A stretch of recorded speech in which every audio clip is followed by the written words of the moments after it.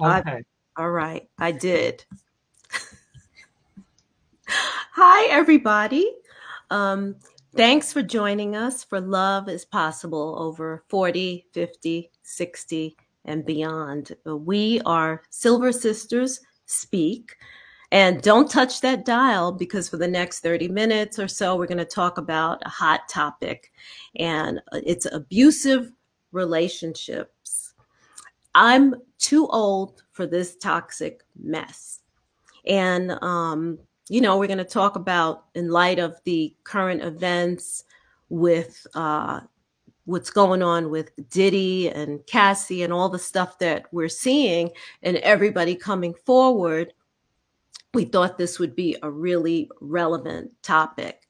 And for us mature folks, we're not asking, we're saying, I'm too old for this toxic mess. But let me introduce everybody. We have our usual Silver Sister Speaks. We have Sheila Agnew McCoy. Sheila's Fit 50 Plus. And Sheila's going to talk to us about coming out of the closet of abuse the way, kind of the way Cassie came forward, making a way for others to come forward. So Sheila's going to talk to us about just coming out of that toxic mess and getting your freedom back. Next, we have Tracy Byerly, Unapologetically Gray. She's going to talk about a healthy vision for the future. Once you get out of that toxic, abusive relationship, you need to think about your future, and you need to think about it actually before you get out so it can help you get out. And Tracy's going to talk about that. And I'm Adelina, Fly Granny BK. I'm, I'm here to inspire folks to positive aging and vibrant living in all areas of life, from beauty, lifestyle, and dating over 50. I'm going to start with my topic. How did we get there? How do we get into toxic relationships, and why do we stay? We can all agree that there are three types of abuse: verbal abuse, psychological abuse, and physical abuse. And all are equally harmful and destructive. And I myself was in a verbally abusive relationship. And people think that verbal abuse isn't as bad, but it can just tear you down to nothing, and you no longer know who you are. And it could be pretty miserable. I had someone telling me that I didn't do anything right. I didn't say anything right. I didn't wear anything right. And you're stuck feeling like, oh my God, who am I? What am I? So that's an abuse that is like really tears at your soul and the core of your being. So how do we get here, and why do women enter abusive relationships? Um, Number one, uh, you're attracted to this person. The person can be very charming. The person can be very persuasive and manipulative. And if you are blindly in love, you may not see these things happening gradually because they're so charming, and you're so like enamored with the personality. And abusive behavior can start gradually in that kind of way. Sometimes people are in the habit of attracting abusive relationships, and Sheila mentioned that. Attracting the same type of person over and over, and then you're in the same situation over and over. And that's going to happen unless you change yourself and your mindset. So Sheila probably talk about that, and Tracy as well. Self-esteem, lack of confidence, not believing that you can do better or find someone better, um, or someone else that's going to treat you better, or thinking that you're not worthy of someone better, can cause you to just freeze and be stuck in that type of situation. So those are just a couple of things. And, you can share in the comments below some other things that I might be missing. Why do women stay in abusive relationships? Um, Number one, fear and intimidation. Um, we saw with Cassie how Diddy just came after her, running after her. You know, she had no shoes on and she was just trying to get away, and here he comes. So, you know, I don't think this was the first time. We know that this has been happening over and over, and she was actually trying to get away. But it's the fear of your abuser, a fear of the unknown, and again, just being lost and frozen in that fear, and being stuck somewhere between fear and shame. Emotional dependency, you're so dependent on that person, and it's could be a codependency. He needs you to abuse and you need him to abuse you, and you're in a cycle of abuser and victim. And you know, the thing that happens sometimes is that you rock back and forth between pain and passion, you know, the abuse and then the fabulous makeup sessions. And I know that that happens in a lot of relationships, and it can become a habit. So, you know, you don't realize how unhealthy it is because you're just in it. And you know, you hang on and you're hoping that it gets better, and it doesn't. um, I think I mentioned economic dependence. You know, one party doesn't have the financial resources, the other person is paying all the bills, and you depend on your abuser for necessities. So you'll just take the abuse to survive. So time goes on, years go on, and you're still in it, and it's hard to get out because you haven't thought about your future for yourself. So, you know, these are some of the reasons why, you know, I think people get in and stay in abusive relationships. And, you know, again, I know that there's a whole lot more. And please feel free to put them in the chat. And next, we have Sheila, who's going to talk about coming out of that closet and ending the cycle of abuse. And with that, passing it to you, Sheila. Hello, everyone. I'm Sheila Agnew McCoy. I am a senior and women's fitness specialist. I'm a fitness coach, actually, and I'm passionate about teaching and speaking about health and healthy relationships and healthy mindset and age positivity. Actually, I'm really passionate about a balance of life, creating a balance in your life, total balance, mental, physical, emotional, spiritual, total balance. So that's what I do, and that's what I do in social media, and I do it, in my work as well.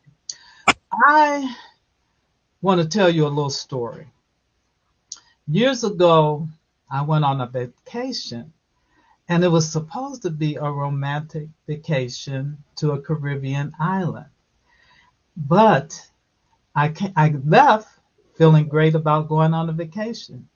And I came home feeling the worst I've ever felt before because I was with someone who thought I was looking at another guy, and he got totally angry and attacked me.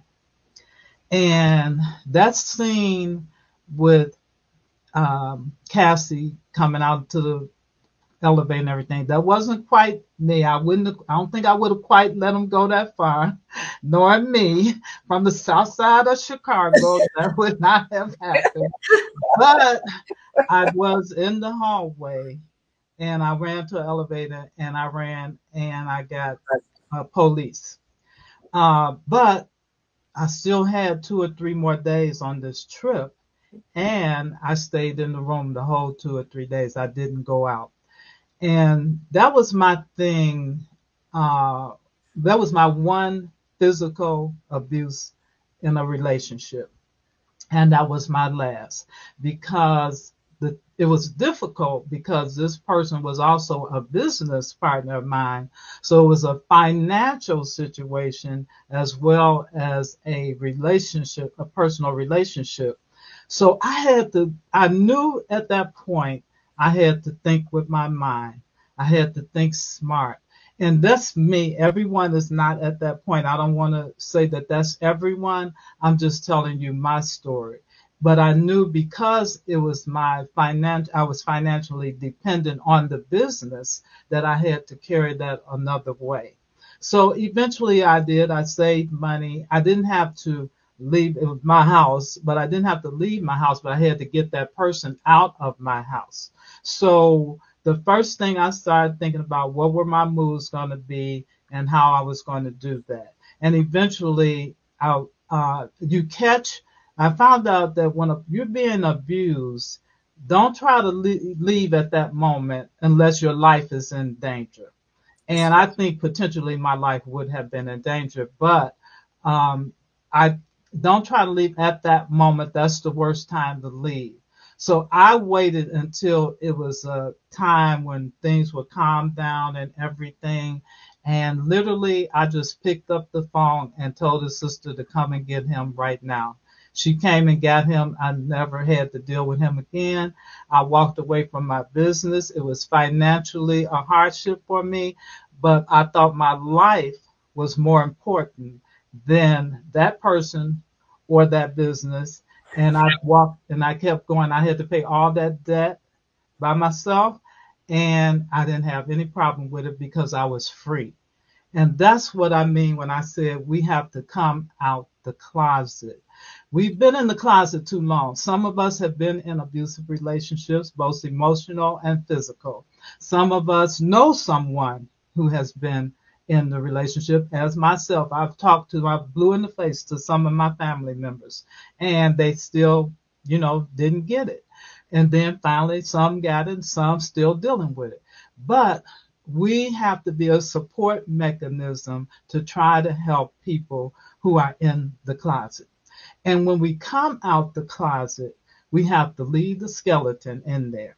We have to be ready to leave the skeleton in there, because if you're going to go back, it's going to be the same thing over and over and over. I don't have statistics, but I'd be willing to bet that it rarely, rarely changes. And if it changes, the person is unable to do it because they're sick or something. It just does, and thank God, sometimes God steps in it and God changes the person. We know that to be happening. But traditionally, the pattern is that the abuser is the abuser. And the reason why the abuser is the abuser most times is because they have been abused. They have to learn that from somewhere. And so when we come out the closet, we take the key, lock it, throw it away, keep walking, and never go back. And that's easily said and done, said and, it's not easy to do.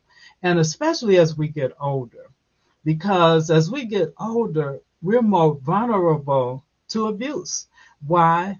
Because we are older, we may be lonely, we may be widowed and coming back out dating. We might be financially unstable and a nice target for someone. So there are many, and then sometimes we may be physically unable to do things for ourselves, and that's where the abuse may come in.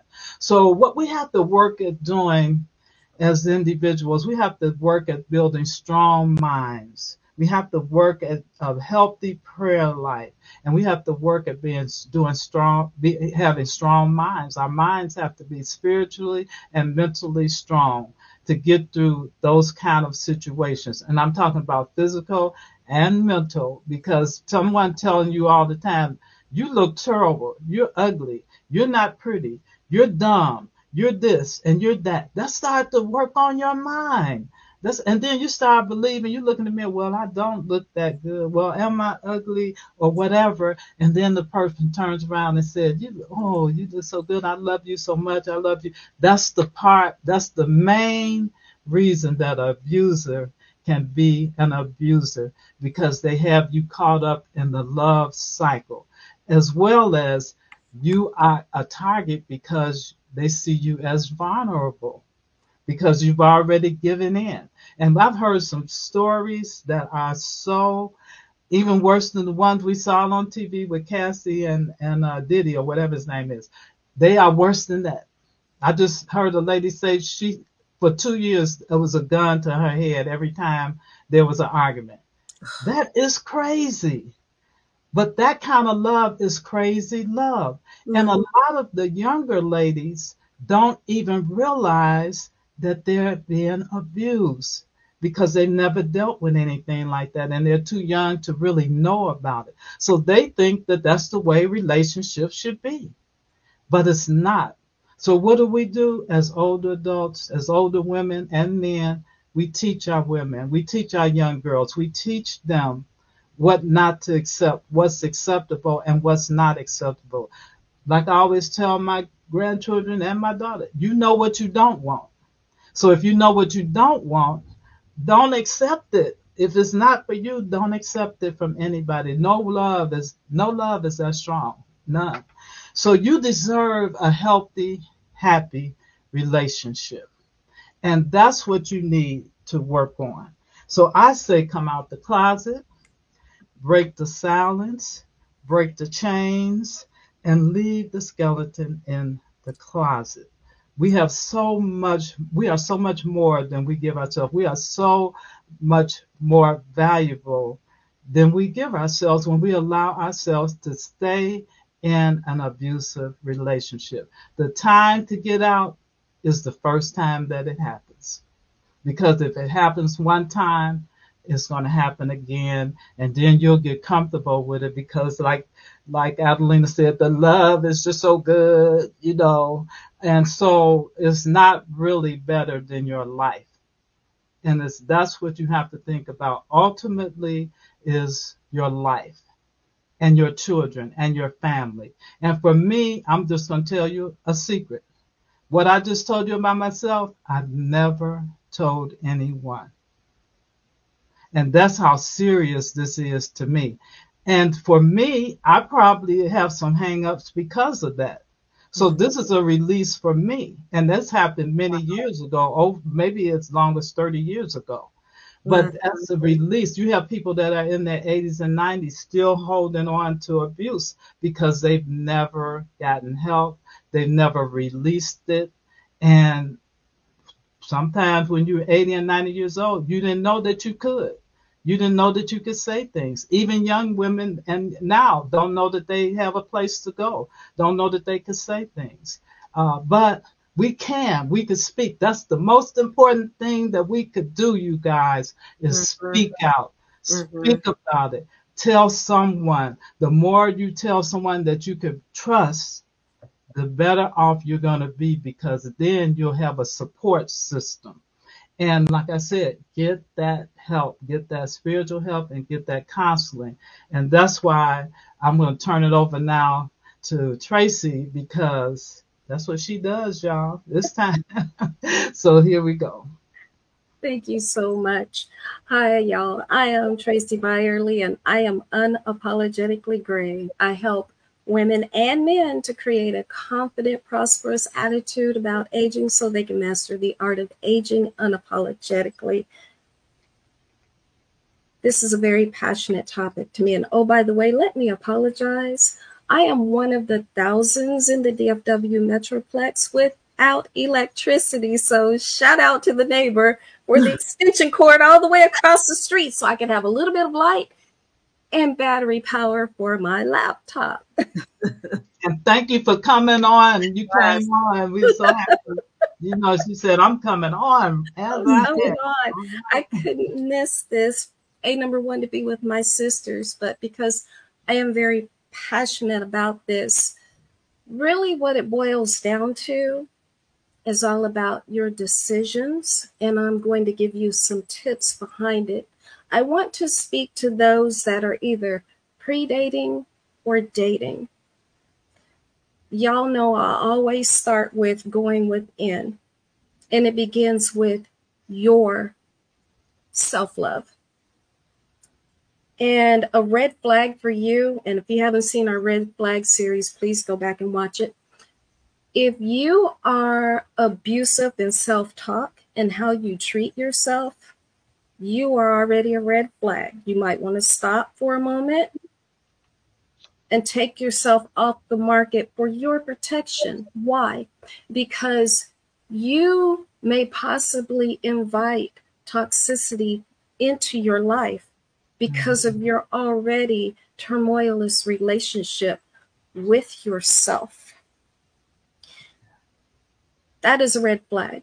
Understand that when you have self-love, and I'm not just talking about the external, I'm talking about for your inner essence as well as self-care. When you have those things, you raise your value. And when your value is raised, you're not going to put up with too much toxicity from anyone else. Remember, you've heard me say it many a times, you treat people how to teach you. And it starts with what you're modeling for them. For my dating people, if you find yourself in a toxic relationship, I love how Adelina and Sheila touched on the love bombing and the cycles. Know this, your inner essence knows when something does not feel right. If you cannot trust your inner essence, that is what you have a circle of people around you for. You know those ones that they're like, that one sounds a little controlling. They don't talk to you right. They're kind of possessive. You might want to pay attention to them because they see something you may not be discerning and seeing. Also, it's time to take lip. I want to be the one to sock them rose-colored glasses off like a bully in the midst of this abusive talk, because you need to be able to see and hear what your loved ones are saying. And if you are prone to dating secretly undercover, you don't want to let nobody know, then all of a sudden you jump up, I'm in love, but the mess has already started. I'm going to caution you to stop that. Because if you're in a cycle of this, that undercover stuff is where it breeds for more darkness, and then it's eventually exposed. Yeah. That's what you have an inner circle for. Next, I want to address those who may be married. If you are in a toxic marriage, and let me just go here. I'm getting ready to kick over some sacred cows, and I'm probably going to get in trouble with the church. I don't want y'all's energy. You send your energies towards healing for the people we're getting ready to address here. But I'm going to say this, and I'm a church-going woman. If you are getting counsel from leadership that is not addressing your physical and mental safety first, run far and fast. Run. I guarantee you that those same people that are giving you counsel, that you stay in it because that's what the word says, and the word is right, but they're giving you that counsel, guarantee you they will not take the counsel that they're giving to you. While I don't advocate divorce right off the bat, because I do believe that there are success stories that the Lord can turn things around. Yes, He can. At the end of the day, I do believe in separation when it comes to someone's mental and physical safety. Anytime you're about to get killed or you're about to commit homicide or suicide, that is where we need to draw some lines for the sake of safety. And then you get professional help. You get professional help apart. You cannot fix a marriage if the two people are not fixed. You fix the people first, then the marriage will be fixed itself. As far as you're in it, but you can't just leave yet, like Sheila said. A lot of people are like, why don't you get out of it? And I'm talking to men and women, because there are just as many men who are in abusive relationships as women. But people are saying, why don't you get out? Well, it's a benefit versus cost. And as both ladies said, often finances are tied, assets, because sometimes people get into contracts before they get into for real commitments, and it's going to be hard to get out of it. Or you may be dealing with stalker and eventually death threats. Your life could be in danger. So it is very important that you begin to prepare, and it does start mentally. You have to have a vision for yourself, for your future that is so compelling. Your heart, your whole fiber, your whole being just feels it. And that's what you latch on to. I remember in my marriage that I had a vision that my child and I would be sitting in front of a fireplace, drinking hot chocolate and reading a book together. And I held on to that vision. And guess what? It happened. You need that compelling vision. And the next thing that you need to do is know where your location of safety is going to be. Finances is usually a huge anchor for keeping people in relationships. So if you need to start socking aside a little bit of money at a time in a secret savings, so that if you need to make that escape, you don't have to depend on the main house account. You have your own money. And then know who's going to be your support. For some of you, this might be reminders. Sink it in. For somebody who needs this information, please forward it on. The next thing that you need to do is get you a getaway bag. And that was something that I learned early. In that bag, I had all important documents: the marriage license, house deeds, child's immunization. If you have passports, if you have other licenses, anything that's important so that you can snatch it and go in the event of a dire emergency and you have to run. If you can't hide it in your house, make sure that that bag is somewhere with someone where you have easy access. Next, I want to address the people who refuse to leave. And before I address them, I need the public to know this. There are some people who are wired. And it sounds strange, but if you take it off and just listen for a moment, perhaps that person was in the mother's womb and the mother was being abused. A lot of stuff goes on in the womb that people are transferred out like this. There are some people that are just dispositioned to pain, who their self-esteem is so low that they punish themselves because of all of the poor choices that they made. So I deserve this. Or it could be generational. You saw abuse. Maybe the abuse wasn't in your house like it was in mine, but both of my grandfathers were extremely abusive towards women and children. And whatever that was, it just dumped on me. And for whatever reason, it just was familiar. This stuff is real. We can't knock people for that because we don't know how they're wired. However, I'm speaking to you who refuse to leave. And I am saying this with the utmost compassion, but hear me and hear me good. You might be in denial or minimize, oh, this is nothing. It doesn't feel good, but ain't nothing gonna happen to me. We want you to know that you have family members who love you and are so concerned about you and your welfare, possibly your life. So if you are not going to leave, I'm going to recommend this to you. To not be a burden on your family and to be a blessing to your family, go on, get you a will made. Go ahead and pick your power of attorney and your executors and get your whole funeral arrangements laid out. Mm-hmm. Mm-hmm. I'm so serious. Because you just never know how and when, or it may even be you sitting in jail because you snapped and did something you had no business doing when pushed to the edge. Married people, you can't leave.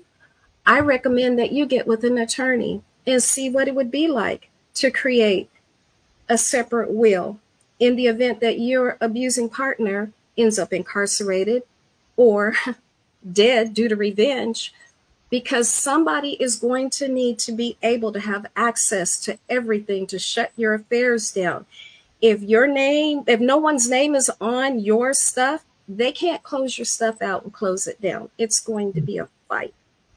Give that to your family if you choose to stay in toxic relationships where you know it's a possibility your life is going to be in danger, or one day you're going to snap. Mm-hmm. I close everything that I'm saying. Oh, wait, let me back up for my church people. I got to go there. If the Lord can forgive the worst of worst sinners, surely he can forgive you for making a rash vow to get married. But I'm going to say the flip side of this: go and sin no more. Don't take God's grace for grease and slide right on into another toxic relationship. Take yourself off the market, get you some professional help, learn how to love yourself, and then you can love someone else. Mm-hmm. To every person, I say that you are so much more than your body parts, your professions, your possessions, and your performances. You deserve the utmost love, but that begins with advocacy for yourself first. If you find that you cannot be an advocate for you, please, again, get yourself some professional help, because self love, that starts with you. Number one. Mm-hmm. Number one. I turn it back to my sisters.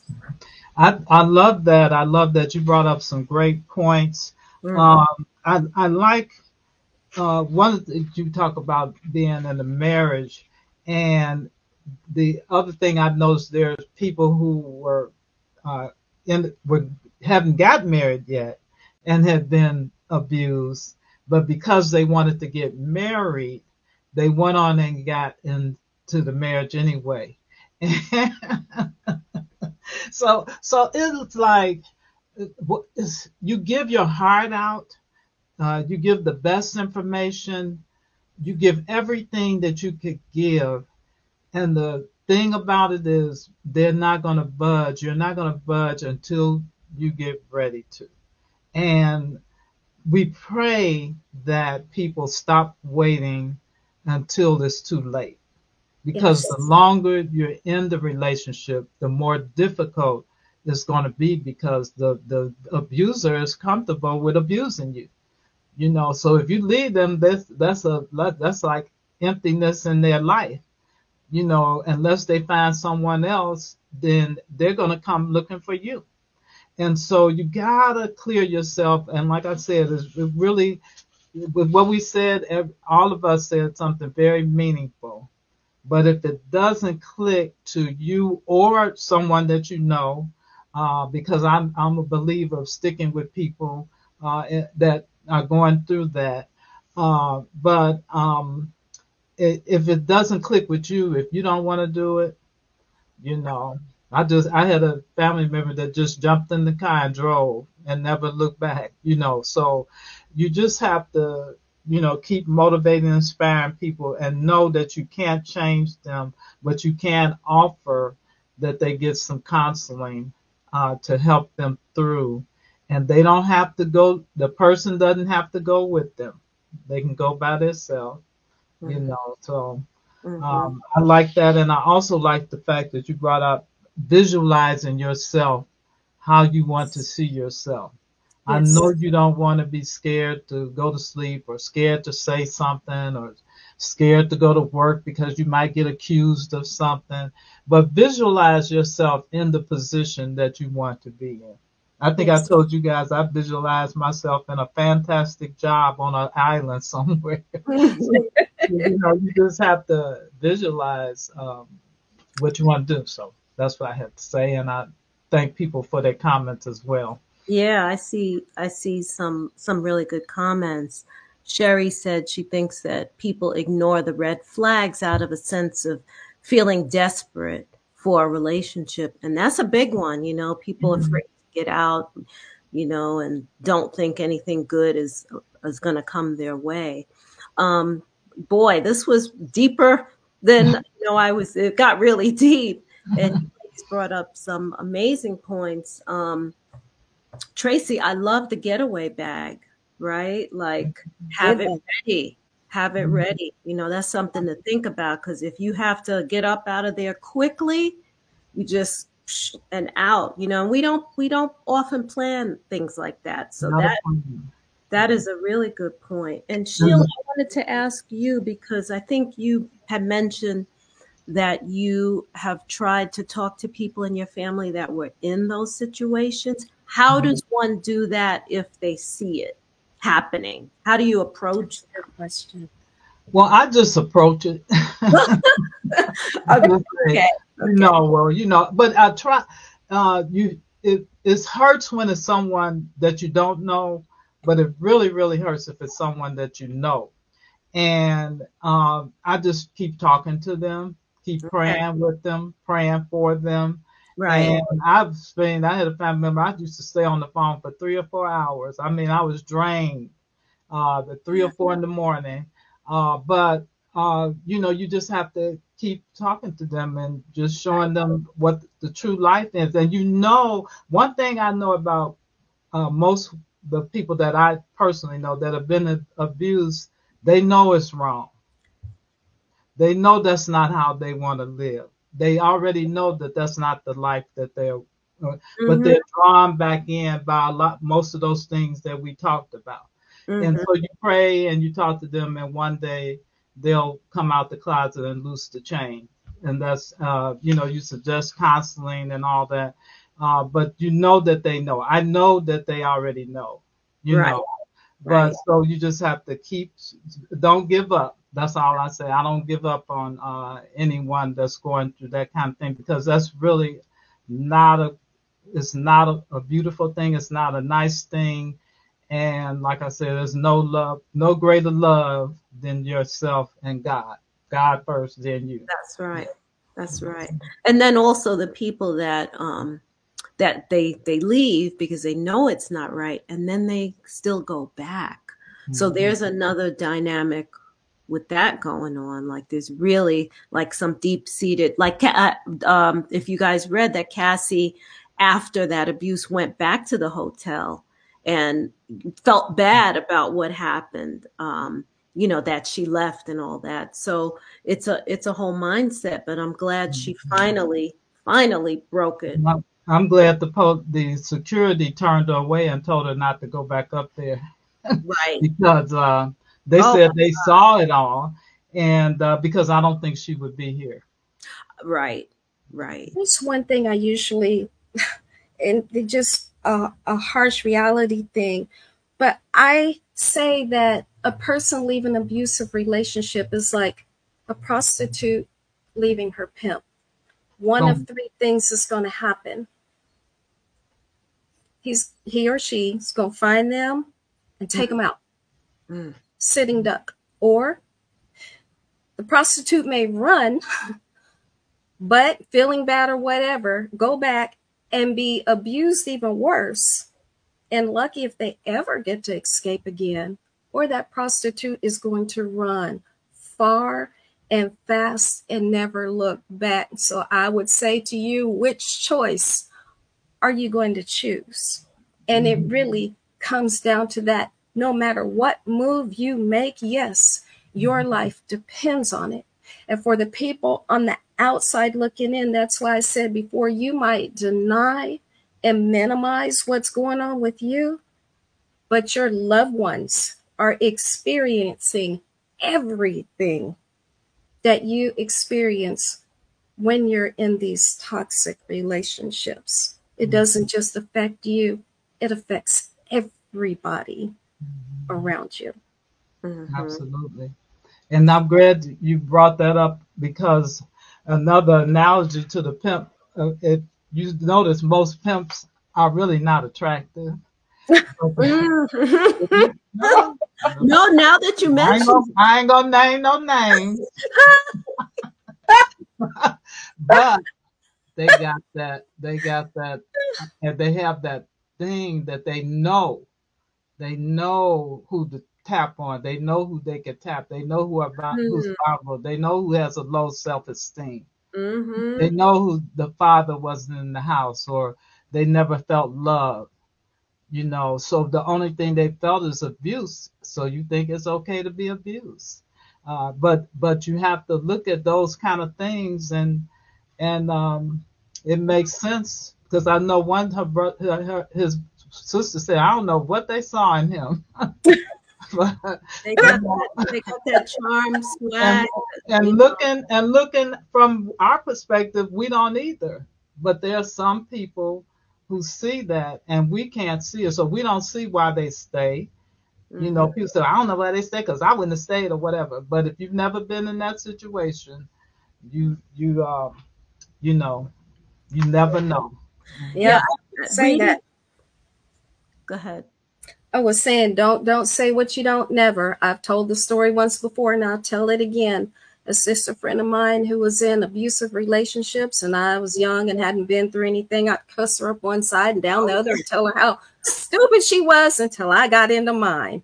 You better believe that after I got out of that abusive situation, I hunted her down and I asked for her forgiveness, because we can't say what we won't do if we've never been in that toxic mess. The key Right. thing is go and sin no more Yeah, Hmm. and yeah. get you some help. Hmm. Yeah. Yeah, I've seen a lot of people judging in the comments, when I read all this stuff. Well, she shouldn't have stayed in there that long. And, on the surface, you look at it and say, yeah, 10 years, but we don't know, like, what was going on in there and, what that cycle was. So, I think people need to lighten up and understand every circumstance is It's different. different. And, She's 17, 18 years old. right, We don't know what her home life was like, but she got right. pushed into a life of glamour and glitz and money and all of that. So I'm Mhm. sure that Unprepared. was, yeah, I'm sure And that, being drugged and right, stuff. So, right. who knows? So She I'm could. sure that, but like I said, we weren't there. We don't know, but we can imagine Right. someone that young being pulled into that environment, and you look plus that there was a great age difference, so that could have been a father figure. So it's Right. a lot of things that go on out here, and that's just stuff that's out in the news. The stuff that we don't read about maybe a lot of times are worse than that. So I really think that this is a wonderful thing to be able to have this conversation. And Yeah. that's what we're having. We're not diagnosing anyone. We're just being real because we're real people who have had real experiences, and we like to bring to you conversations about experiences that we think, as older adults, as more mature adults, that we think people that relate to us and what we've experienced and what we've done through we want to do, and it's definitely related to the dating and marriage. Mhm. Mhm. Yes. And we were going to be 30 minutes long and we went over cuz it's such a deep hot topic and a very important topic. So, Sheila mentioned, hang on, let me get that helpline. Hold on. Let me find that banner. So, if anybody needs help, um, there's this national domestic hotline. So you can Please use call it. it. Yeah, you can call it. You can give it to someone that you know who needs this help. So And any there are local organizations that you can uh, research and call as well. And then there's a wealth of information online. But if you need help right away, get help. One right, thing I forgot to mention, and I'm going to make this real quick, make a safety contract with your inner circle. And in that safety contract, it's going to give things like, what is your code word for when you're in trouble? Mhm. What are the list of very important people that need to be contacted on your behalf? What is your place of emergency that you will go to? Will there be clothes, money, and other items waiting for you in that, wherever that location is? Just drop a contract and keep that between the inner circle so that when things pop up, people know what to do. Very That's good. That's a good point. Thank you. excellent. Mhm. So, yes, you ladies have anything to say to wrap it up before we sign off? I Yeah. think we said a lot. Yeah. I think we But said, if after we finish, if people want to contact us, DM us, or contact us, please feel free to. Yes. right, right. And as always, if you have other topics or if you want to continue this topic, you have other things you want to talk about, always let us know. Contact us. And can they see our information when we come up? Let's see. Okay. It's still the domestic. Okay. So I see our names below here, but I don't see them on the. They're not on screen, but it may be the screen is too big. Okay. Okay. So anyway, we have me. I'm Fly Granny BK. We have Sheila's Fit 50 Plus, and we have Unapologetically Gray. And you guys can reach us on Instagram, YouTube, and we'll have all the information below on our channels. So we thank you so much again for joining us, and stay tuned for more. So Thank thank you, ladies. Okay. Until next time. Bye Yeah. bye. Bye bye now.